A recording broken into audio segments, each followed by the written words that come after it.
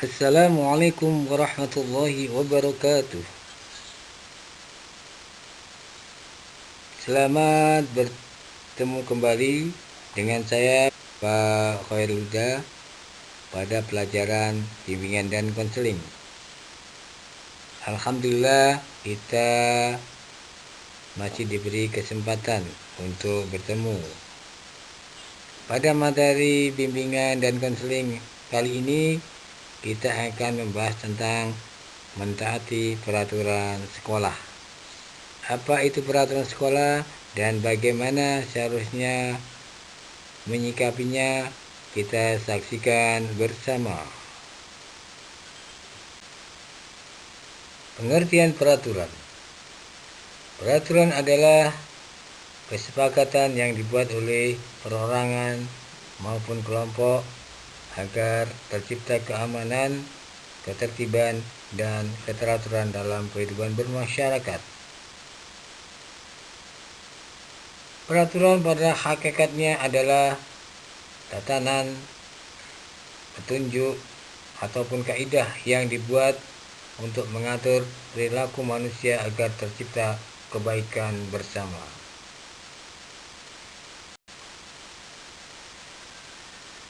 Peraturan yang baik haruslah memenuhi persyaratan antara lain sebagai berikut. 1. Bertujuan mewujudkan keteraturan hidup bersama. 2. Memperhatikan kebutuhan dan norma-norma masyarakat. 3. Dilandasi prinsip keadilan, perdamaian, dan kebaikan bersama. 4. Proses penyusunannya berlangsung secara demokratis. Selanjutnya kita bahas tentang peraturan sekolah. Peraturan sekolah merupakan suatu hal mutlak yang harus dipenuhi oleh semua siswa di sekolah. Peraturan tersebut biasanya dibuat secara tertulis ataupun tidak tertulis. Semua siswa harus taat dan mematuhi peraturan demi kelancaran proses belajar mengajar di sekolah. Bayangkan jika tidak ada peraturan, bagaimana sebuah proses belajar mengajar bisa berjalan dengan baik. Misalnya tidak ada aturan jam mulai masuk, tidak ada jam istirahat. Apa yang terjadi? Ya, tentu antara kelas 1 dan kelas lainnya akan ada ketidaksesuaian.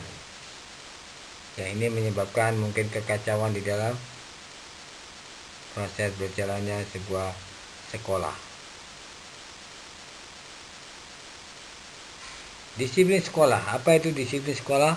Disiplin sekolah merupakan keseluruhan ukuran bagi perilaku dan tindakan yang menjamin keadaan atau kondisi-kondisi moral yang diperlukan sehingga proses pendidikan berjalan lancar dan tidak terganggu. Kaitannya dengan peraturan sekolah tentunya wujudnya adalah disiplin. Ada peraturan, ada wujud perilaku yang mengaplikasikan sebuah peraturan. Salah satunya adalah disiplin. C. Penyesuaian diri. Diterapkannya sebuah peraturan di sekolah perlu peran serta keseluruhan komponen yang ada di sekolah, baik siswa, guru, dan yang lainnya. Agar peraturan sekolah dapat dijalankan dengan baik, maka perlu penyesuaian diri dari para siswa. Secara keseluruhan, kepribadian mempunyai fungsi sebagai penentu primer terhadap penyesuaian diri. Penentu berarti faktor yang mendukung mempengaruhi ataupun menimbulkan efek pada proses penyesuaian. Penentu penyesuaian identik dengan faktor-faktor yang mengatur perkembangan dan terbentuknya pribadi secara bertahap, yang dapat dikelompokkan sebagai berikut. 1. Kondisi jasmania. Kondisi jasmania seperti pembawaan dan struktur ataupun konstruksi fisik serta temperamen sebagai disposisi yang diwariskan.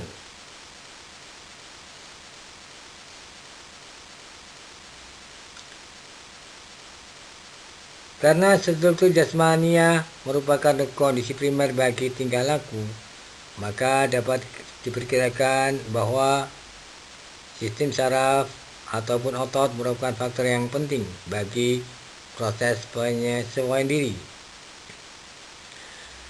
Ada beberapa penelitian menunjukkan bahwa gangguan yang terdapat atau yang dialami dalam sistem saraf ataupun otot dapat menimbulkan gejala gangguan mental, tingkah laku, dan kepribadian. Dengan demikian, kondisi sistem tubuh yang baik merupakan syarat bagi tercapainya proses penyesuaian diri yang baik. 2. Perkembangan, kematangan, dan penyesuaian diri. Dalam proses perkembangan, respon anak berkembang dari respon yang bersifat instinktif menjadi respon yang diperoleh melalui belajar dan pengalaman.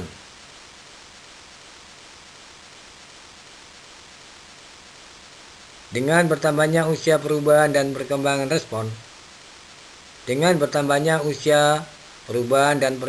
respon, tidak hanya melalui proses belajar saja, melainkan anak juga menjadi matang untuk melakukan respon. Dan ini menentukan pola-pola penyesuaian dirinya. 3. Penentu psikologis terhadap penyesuaian diri. Misalnya pengalaman. Ada pengalaman yang menyenangkan, ada juga pengalaman yang kurang menyenangkan, bahkan menimbulkan suatu pengalaman yang traumatik. Selanjutnya adalah belajar. Proses belajar merupakan suatu dasar yang fundamental dalam proses penyesuaian diri. Kemudian adanya determinasi diri.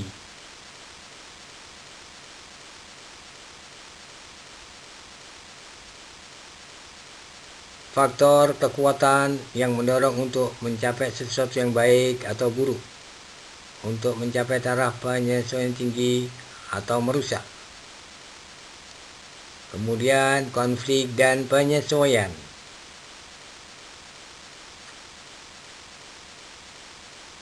Meski konflik tidak selamanya menimbulkan sesuatu yang mengganggu atau merugikan, ada beberapa konflik yang dapat memberikan manfaat untuk motivasi seorang anak untuk memperbaiki bahkan meningkatkan kegiatannya. Lingkungan sebagai penentu penyesuaian diri.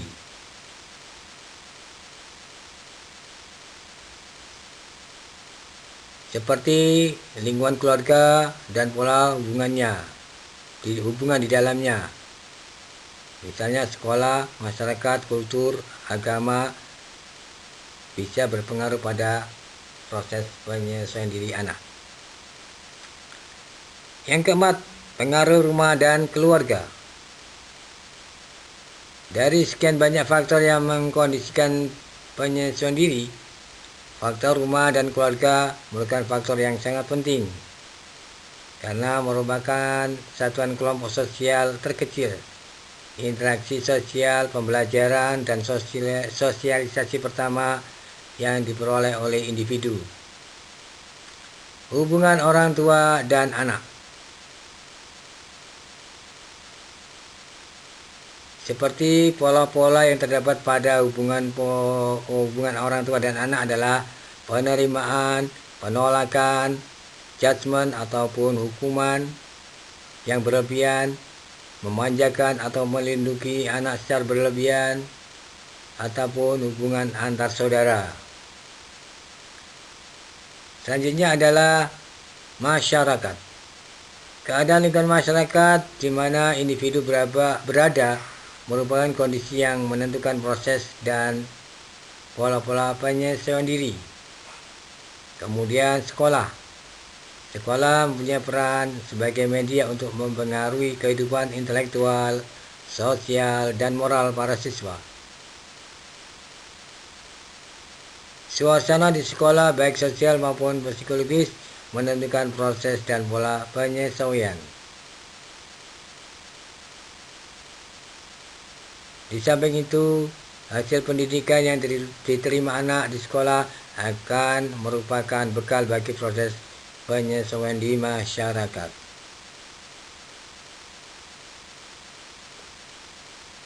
Sekian,